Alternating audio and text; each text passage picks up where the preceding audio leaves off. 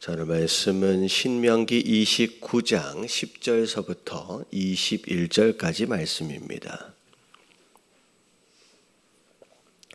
신명기 29장 10절서부터 21절까지 교독합니다. 오늘 너희 곧 너희의 수령과 너희의 지파와 너희의 장로들과 너희의 지도자와 이스라엘 모든 남자와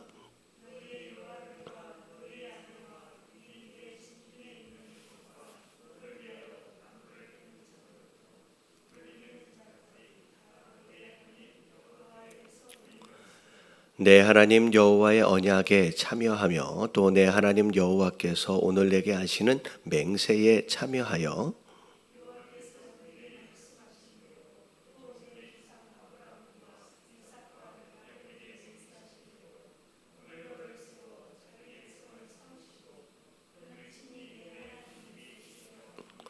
내가 이 언약과 맹세를 너희에게만 세우는 것이 아니라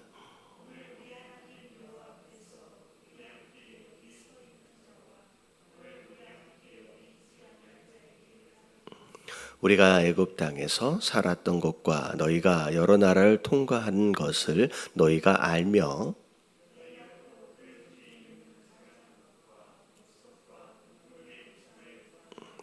너희 중에 남자나 여자나 가족이나 지파나 오늘 그 마음이 우리 하나님 여호와를 떠나서 그 모든 민족의 신들에게 가서 섬길까 염려하여 독초와 쑥의 뿌리가 너희 중에 생겨서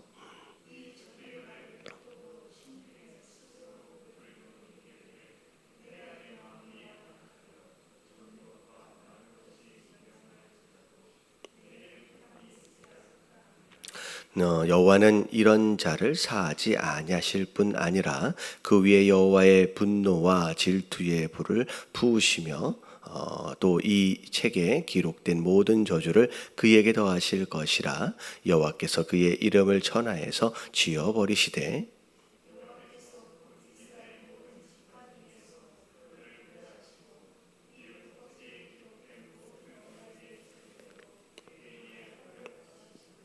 아멘. 40년 전에 호렙산에서 이스라엘과 더불어 함께 언약을 세우시고 난 뒤에 이제 광야 생활이 끝나가는 상황 가운데서 다시 이제 모압 평지에서 이스라엘과 언약을 세우시는 장면이 이제 어제부터 또 이제 계속 이제 이어지고 있습니다. 그런 가운데 어제 내용은 출애굽의 시작이었던 이제 광야 생활의 시작이었던 출애굽서부터 지금까지 하나님께서 어떻게 인도해 오셨는지에 대한 그런 지난 과거에 대한 이야기들과 더불어서 함께 말씀을 시작하셨죠. 자, 오늘 말씀 10절서부터의 내용들을 보면 그 하나님과 세워지는 그 언약의 어떻게 보면 효력과 그 영향력이 어디까지냐라고 하는 것서부터 또 오늘 말씀이 이제 시작이 되어집니다. 자, 10절서부터를 보니까 지금 모압 평지에서의 이 언약의 장면, 언약의 상황들을 보니까 모든 이스라엘 백성들이 전부 다 하나님 앞에 다 나와 서 있는 상황입니다.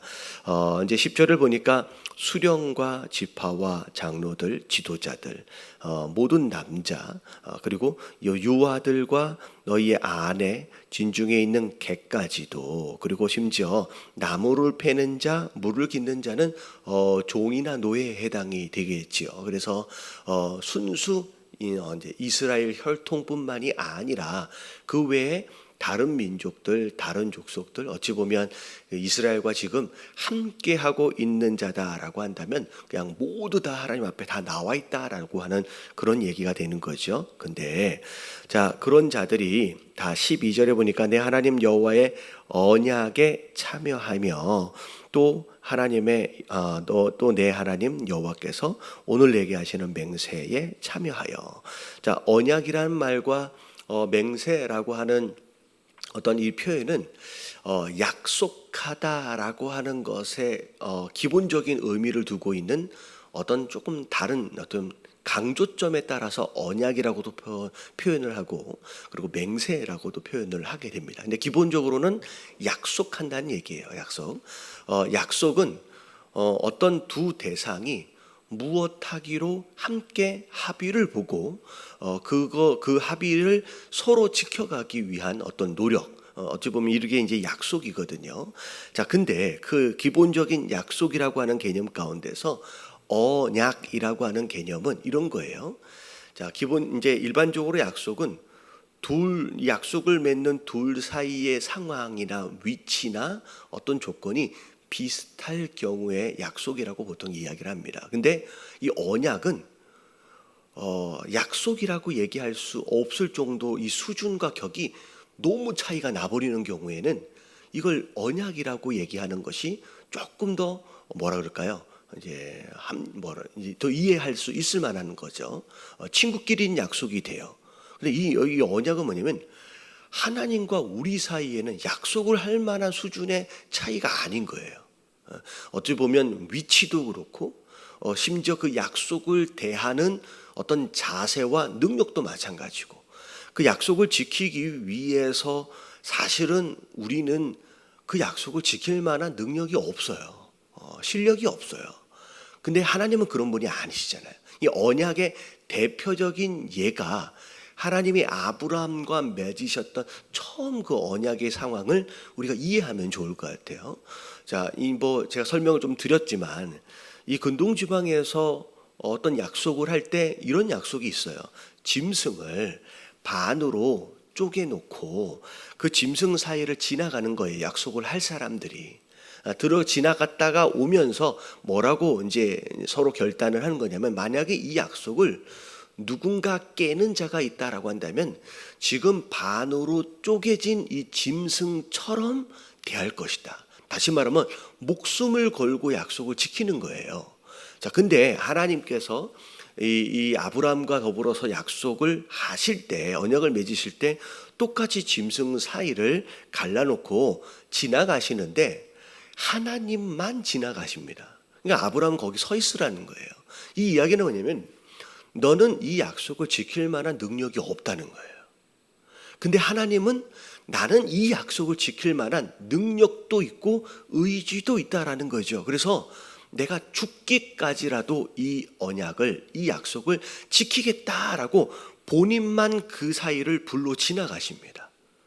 이럴 때에 비록 우리는 능력이 없어서 그 약속을 지키겠다라고 할 수는 없지만 하나님 한 분만이 어떤 그 약속을 지키기 위한 결단, 이게 어떻게 보면 언약과 약속의 차이라고 얘기할 수 있겠죠. 사실 이 내용도 마찬가지예요.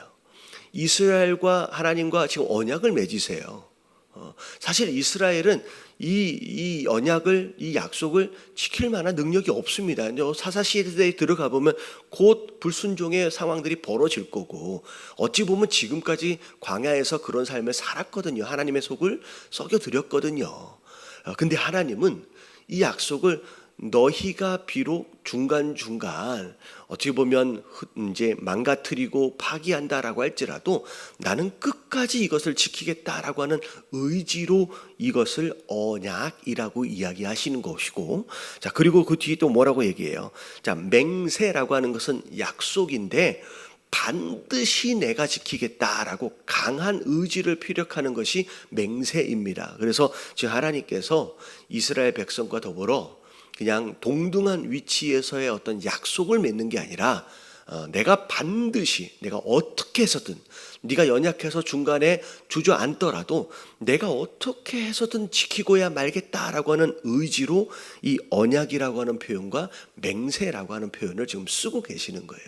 근데 결국은 하나님께서 이스라엘 백성과 맺으신, 아브라함과 함께 맺으신 이 언약을 무엇로 지키셨냐면 예수 그리스도의 십자가로 지키신 거예요. 비록 우리는 계속 실패하고 넘어지고 자빠지고 죄로 인하여 어떻게 보면 쓰러질 수밖에 없는 상황이었음에도 불구하고 죽기까지 그 약속을 지키시는 그 하나님의 의지, 그게 이 언약에 대한 성취, 이게 예수 그리스도의 십자가로 지켜지는 것이다 라고 하는 것을 우리가 알 수 있는 대목입니다. 자, 그래서 이 언약과 맹세에 지금 이 모든 사람이 다 참여하고 있다라는 거죠. 자, 여호와께서 내게 말씀하신 대로 또 내 조상 아브라함과 이삭과 야곱에게 맹세하신 대로 오늘 너를 세워 자기 백성을 삼으시고 그는 친히 내 백성 내 하나님이 되시려 함이니라. 그래서 자, 이 언약과 맹세의 가장 중요한 부분은 이스라엘 백성과 하나님과의 관계성이에요. 너희는 내 백성이 될 것이고 나는 너의 하나님이 될 것이다. 자, 이거는 오늘 처음 하신 언약이 아니죠. 아브라함서부터를 시작해서 출애굽 당시에 모세와 더불어 함께 갱신하셨고, 그리고 다시 이 모압 평지에서 지금 다시 한번 갱신하고 계시는 그런 모습을 보게 되는 거죠. 자, 근데 이 언약과 맹세가 누구에게까지 효력이 있느냐? 일단은 이 모압에 함께 모여진 종이 됐든 아니면 여자가 됐든 아이가 됐든 모압 평지에 모인 모든 자들에게 효력이 있는 것뿐만이 아니라, 자, 14절서부터로 볼게요. 내가 이 언약과 맹세를 너희에게만 세우는 것이 아니래요. 자, 이게 굉장히 중요한 겁니다. 이스라엘 백성들이 구약 시대에 이제 그들만이 가지고 있던 왜곡되어진 선민 사상, 어찌 보면 그들만 구원받은 자들이고 그들만 축복받은 자들이고 그들 외에 다른 민족들은 마치 지옥의 땔감처럼 굉장히 무시하고 돼지나 이런 것들처럼 여겼거든요. 이게 어떻게 보면 하나님의 언약을 잘못 이해한 것으로 말미암아 생긴 잘못 왜곡된 선민 사상이에요. 근데 하나님이 아브라함과 더불어 처음 언약을 맺으실 때부터 아브라함에게 복의 근원으로서의 축복을 주신 이유는 그야말로 근원이잖아요. 너를 통하여 모든 민족들이 구원을 받는 거예요. 은혜를 입는 거예요. 축복을 입는 거예요. 그러니까 너만 축복을 받고 너만 구원을 받는 것이 아니라 너를 통하여, 다시 말하면 그 축복, 그 언약의 축복 안에는 사명이 함께 담겨져 있는 거예요. 너를 통하여 구원받을 누군가가 있고요, 너를 통하여 축복을 받은 누군가 다른 자들이 있다라는 거죠. 근데 이 사실은 하나님이 아브라함에게 그 축복과 더불어서 사명을 함께, 복의 근원으로서의 사명을 허락하셨는데, 아브라함이 이삭을 축복할 때, 이삭이 야곱을 축복할 때의 내용을 보면 그 사명에 대한 내용이 다 빠져버려요. 하지만 축복은 나만 받는 게 아니라 그 축복이 주어졌다라고 하는 건 그것과 더불어 사명이 함께 주어지는 거예요. 나를 통하여 누군가가 복을 받아야 되는 거거든요. 근데 이 언약이 하나님과 아브라함과 맺어지는 가운데 그 맺어지는 이 언약이 대대로 내려가면서 그 사명은 싹 빠져버립니다. 그리고 축복에 대한 내용들을 보면 그게 다 빠져버려요.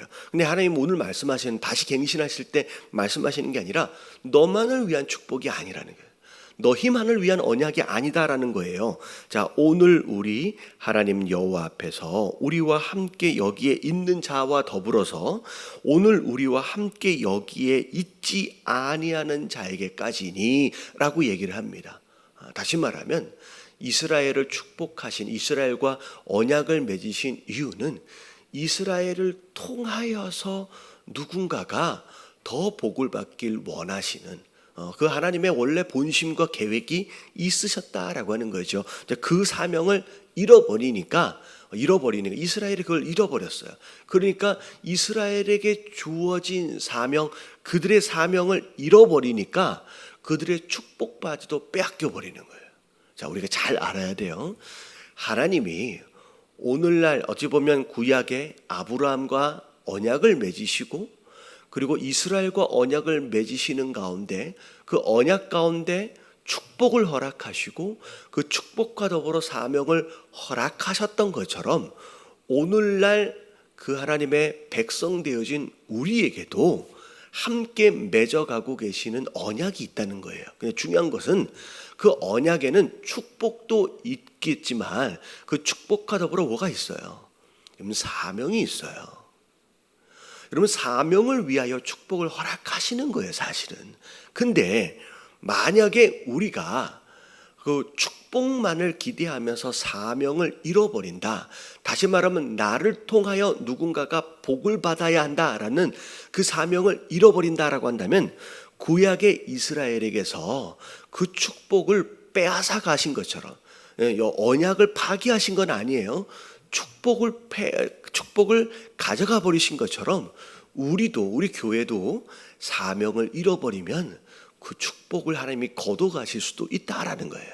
그래서 그냥 이기적으로 내가 누리고 나만 받을, 내가 누릴 그 축복만을 기대하기보다는 하나님이 그 축복을 주시는 궁극적인 목적이 뭐냐? 사명을 절대 잃어버리면 안 된다라는 거죠. 그래서 이 장소뿐만 아니라 우리가 함께 예배드리고 있는 이 장소뿐만 아니라 이 언약이 함께 세워지기 원하시는 이 밖에, 예배 밖에 또 다른 그 누군가가 있다라고 하는 것을 우리가 기억해야 된다는 거예요. 그리고 오늘 함께 기도하실 때 첫 번째 기도 제목입니다. 하나님, 나만 복을 받고 내 가족만 축복을 받을 것만 생각하지 않게 하시고 왜 내게 복을 주셨고 왜 나와 더불어 이 언약을 세우셨는지에 대한 궁극적인 목적, 나를 통하여 복을 받아야 할 누군가에 대하여 오늘도 기억하면서 또 그 축복을 함께 나누는 사명을 같이 감당할 수 있는 우리 모두가 될 수 있도록 해달라고 먼저 첫 번째 기도해야 될 줄로 믿습니다. 자, 그리고 16절서부터를 쭉 보면, 애굽 땅에 살았을 때 그리고 지금까지 지나오면서 함께 스쳐 지나가면서 함께 경험했던 수많은 나라와 민족들, 그들은 어떻게 살았어요? 목석, 은금의 우상들을 섬기며 살았었죠. 근데 18절에 보니까 이제 하나님이 가나안 땅에 들어가서 살아야 할 이스라엘 백성들을 향한 염려를 말씀하고 계시는 거예요. 어떤 염려냐? 그 모든 민족의 신들에게 가서 섬길까 염려하신대요. 이게 어떻게 보면 모세와 더불어 하나님이 지금 이런 마음을 표현하시는 거죠. 독초와 쑥의 뿌리가 너희 중에 생겨서, 마치 잡초 같은 것들은 뜯어내도 뽑아내도 또 올라오고 또 올라오잖아요. 마치 그런 것처럼 분명히 제거되어진 것 같지만 어느 순간 또 올라오는 그런 우상을 섬기려는 그런 마음들이 또 올라올 수 있다라는 거죠. 근데 이 저주의 말을 듣고도 하나님의 경고하신 말씀을 들었어요. 근데 심중에 스스로 복을 빌어 이르되 내가 내 마음이 완악하여 젖은 것과 마른 것이 멸망할지라도 내게는 평안이 있으리라 할까 함이니라. 이 얘기는 뭐냐면 이런 거예요. 하나님이 정말로 절대로 우상은 가까이도 하지 말라. 우상은 절대 섬기면 안 된다. 그러면 이 어마어마한 저주와 재앙이 임할 것이다 라고 경고를 했음에도 불구하고 하나님이 아닌 다른 우상들에게 가서 복을 비는 거예요. 복을 비는 거예요. 불순종을 하는 거죠. 근데 불순종을 하고 있으면서도 마음 가운데서는 잘 될 거야, 뭐든지 잘 풀릴 거야 라는 그런 마음들을 가지고 있다라는 거죠. 그리고 그런 말을 서로 주고받는다는 거예요. 이게 어떻게 보면 거짓 평안이거든요. 이스라엘도 마찬가지고 사사시대에도 마찬가지고 그랬어요. 선지자들이 이제 거짓 선지자들이에요. 지금 하나님은 돌이키라라고 하는 그런 의도를 가지고 지금 재앙을 내리고 계시고 지금 저주를 내리고 계심에도 불구하고, 그리고 이 주변에 있는 나라들을 통하여서 지금 막 공격을 받고 있는 상황임에도 불구하고 거짓 선지자들이 항상 하는 얘기가 뭐냐면 괜찮다라는 거예요. 하나님이 우리와 함께 하시니까 이 문제도 잘 풀릴 거라는 거예요. 잘 해결될 거라는 거예요. 우리에게 평안이 있을 거라는 거예요. 여러분, 이게 거짓 선지자들의 이제 메시지였어요. 근데 진짜 선지자, 몇몇 되지 않은 진짜 선지자들은 뭐라고 얘기하냐면 너희들이 지금 돌이키지 않아서, 회개하지 않아서 우상을 섬기기 때문에 하나님이 이런 상황을 허락하신 것이다. 회개하지 않으면 너희들은 다 멸망하고 죽을 것이다 라고 얘기했다는 거죠. 그랬을 때 대부분의 많은 백성들은 누구 얘기를 들었어요? 거짓 선지자들의 이야기를 다 들었어요. 왜? 듣기 좋으니까, 뭐 하나님이 함께 하시니까 다 해결되겠지. 근데 그건 거짓 메시지였다는 거죠. 여러분, 우리가 잘 알아야 돼요.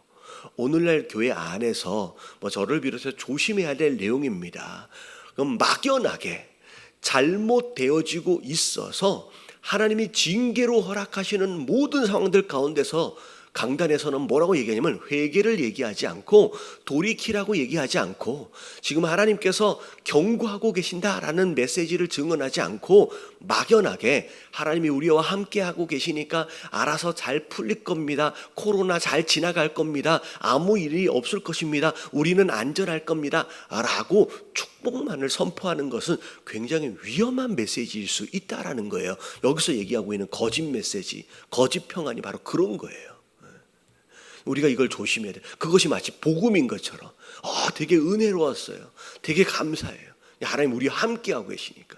우리가 지금 어떤 상황에 있고 우리가 어떤 짓을 하고 있는지에 대해서는 돌아보지 않고 그냥 하나님 함께 하시니까 다 괜찮아질 것처럼, 여러분 그건 아니다라고 하나님 오늘 말씀하고 계시는 거예요. 그래서 지금 어려워지고 있는 상황, 이런 상황들이 왜 이런 상황들이 허락되어지고 있는지에 대한 원인을 돌이켜보지 않고, 그리고 그 원인이 나에게 있다라고 하는 것을 안다라고 한다면 우리가 회개해야 된다라고 하나님 말씀하고 계시는 거예요. 자, 20절에 보니까 이런 자는 나가 사하지 않겠다. 지금 우상 숭배에서 잘못해서 내가 징계를 하고 있는데, 내가 저주를 내가 지금 허락하고 있는데 그냥 막연하게 다 잘 될 것이다 라고 이야기하고 있는 자들 내가 용서하지 않을 거래요. 자, 그 위에 여호와의 분노와 질투의 불을 부으시며 또 이 책에 기록된 모든 저주를 그에게 더하실 것이다. 절대 평안해지지 않을 거라는 거예요. 여호와께서 그의 이름을 천에서 지워버리시겠대요. 여호와께서 곧 이스라엘의 모든 지파 중에서 그를 구별하시고 이 율법책에 기록된 모든 언약의 저주대로 그에게 화를 더하시리라. 저는 그런 얘기를 이제 어떻게 보면 쉽지 않은 얘기입니다. 어떤 지역에서 어떤 상황들 쪽에서 큰 사건들이 일어나고 큰 재앙이 일어나고 막 그럴 때 누군가가 어떤 목사님이 이게 다 하나님의 뜻입니다 라고 이야기를 할 때, 죄 때문에 그럽니다 라고 이야기를 할 때, 사실 그렇게 이야기하는 것도 굉장히 조심스럽다라고 제가 말씀을 드렸어요. 자, 왜 그게 조심스럽냐? 어떤 지역에 그런 재앙이 일어났는데 그게 하나님이 그 땅의 죄악이 너무 심해서 하나님이 징계하시는 것이다, 심판하시는 것이다 라고 얘기하면 내가 살고 있는 이 땅은 그들보다 좀 더 나은다라고 하는 잘못된 편견에서 좀 오는 것이 아니냐, 이런 말은 되게 조심해야 된다라고 제가 얘기를 합니다. 근데 반대로 그게 하나님의 뜻이다라고 하는 것을 부정하는 사람들이 있어요. 그게 심지어 목사일 경우도 있습니다. 여러분, 그게 하나님의 뜻이 아니면 그럼 뭐예요? 그게 하나님의 뜻이 아니면 뭐냐는 거예요. 그걸 하나님의 뜻이라고 쉽게 얘기할 수 있는 것은 아니지만 그걸 하나님의 뜻이다라고 하는 이야기를 거부하는 누군가는 그럼 그건 뭐냐는 거예요. 아니면 하나님의 허락하심이 아니면 여러분 참새 한 마리도 안 떨어져요. 그게 하나님의 뜻이 아니면 뭐냐는 거예요. 여러분 굉장히 양쪽이 다 조심해야 될 내용이에요. 그러면 여러분 이런 거예요. 막연하게 그냥 인본주의적 관점에서 재앙이 일어난 상황 가운데 피해를 당한 누군가를 위로하는 마음 가운데 이런 얘기예요. 평안할 거래요. 다 잘 될 거래요. 여러분 이건 성경에 근거하여 보면 그건 거짓 메시지예요. 여러분 어느 쪽에 어떤 메시지를 이야기하려고 할 때 이게 진짜 하나님의 뜻인지 아닌지 이게 우리가 분별하여 정확하게 얘기할 필요가 있다라는 거예요. 그냥 아무렇게나 자기 마음에 맞게 이건 하나님의 뜻입니다. 아니야, 이건 하나님의 뜻이 아닙니다라고 그렇게 이야기할 수 있는 건 아니다라는 거죠. 오늘 얘기한 것처럼 이런 내용이 사실은 사사 시대에도 여러 그 왕정 시대에도 계속 있어졌어요. 수많은 선지자들은 아니래요. 하나님이 함께 하시니까 다 복을 받을 거래요. 심지어 큰 가마솥에 고기가 들어갔어요. 그래서 끓여지고 있어요. 삶아지고 있어요.